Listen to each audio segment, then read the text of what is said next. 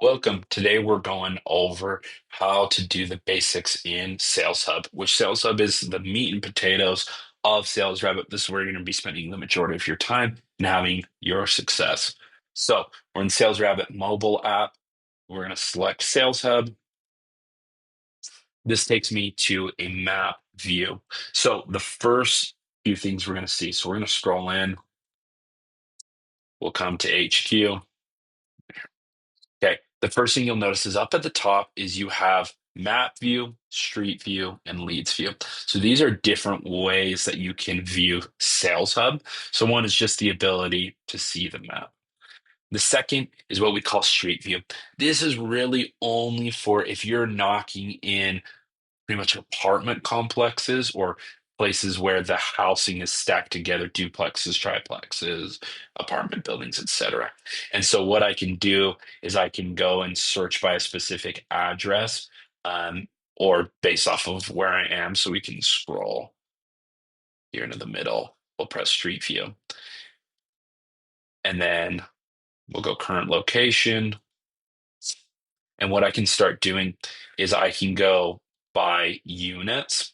And basically, if I'm knocking through an apartment complex, rather than trying to pinpoint on the map a small little one, because that's not really going to work, is you can start going apartment three, apartment four, apartment five, apartment eight. And then I can easily drop in pins. I can also change the way that I'm doing it. So even an odd, or if it's numbers, one, two, three, whatever it may be, but I can skip through these numbers really quickly rather than trying to do it in a map view.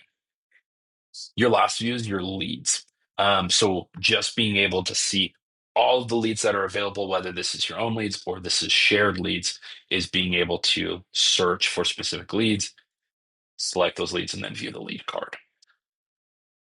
Okay. So we're going to go back to map. Map is where you're going to be spending almost all of your time.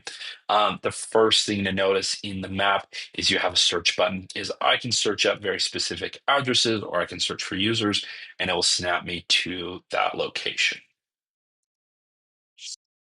The next one is the trifold map. Far right, we're going to select this. This is just map settings. So it gives us a few different options here. The first one is down here at the bottom left corner is you have the triangle or the arrow. And when you select the arrow, it snaps you to where you are currently located. The next one is being able to view the map in different views. So you have street view, which shows you the plots of land. You have satellite, which shows you the lay of the land without any street address information. And then you have hybrid, which is a combination of both. I suggest staying in hybrid. It is going to be the most common way and the easiest way to view things, being able to see the rooftops, but also see the streets at the same time. The only time I'm really ever going to change is if I want to go into street mode. So that way I can see the individual plot of land. This is really for new build areas where they may not actually have a house built yet, and I want to just see the plot of land so I can drop a new pin. Okay. The last two things. One is being able to switch through your different areas. So if I press display my areas here, this will snap me from area to area. So that way I can easily find my areas rather than scrolling all the way out, seeing what I think is my area, zooming in to try and find the right area. So you're just going to keep pressing this display my areas.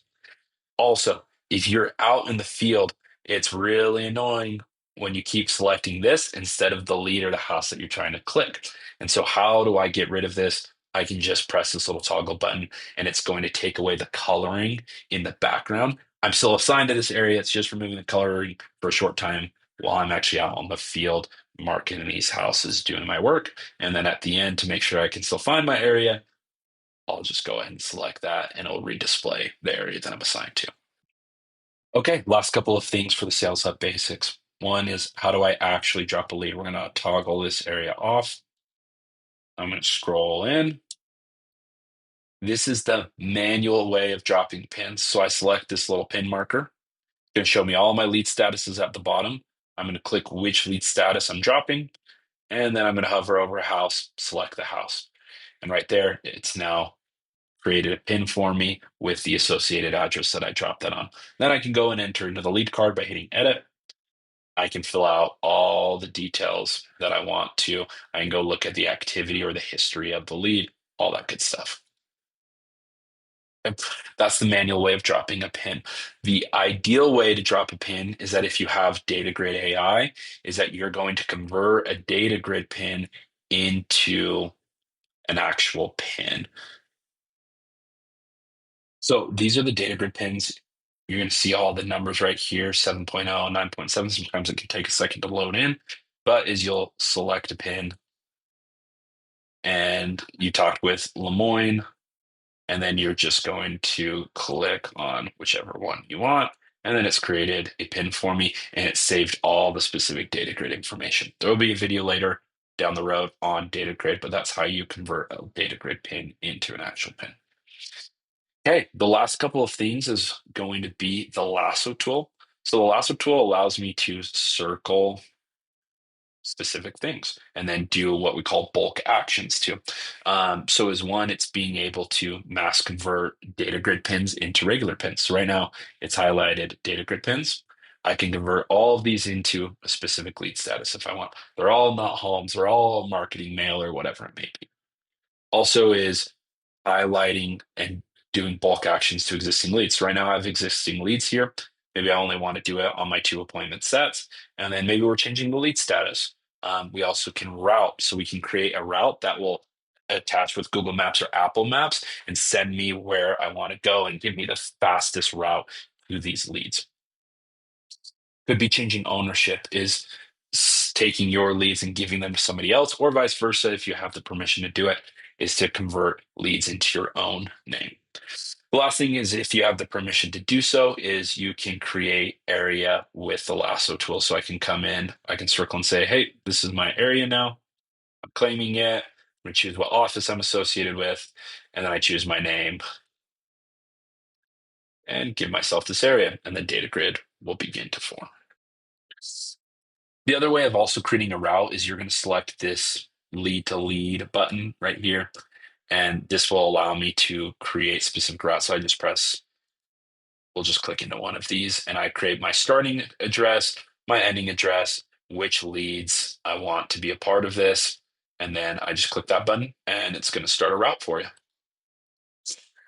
Okay, that is all of the Sales Hub basics. Use these principles to help start off your success, and then we'll go into some more of the advanced later on.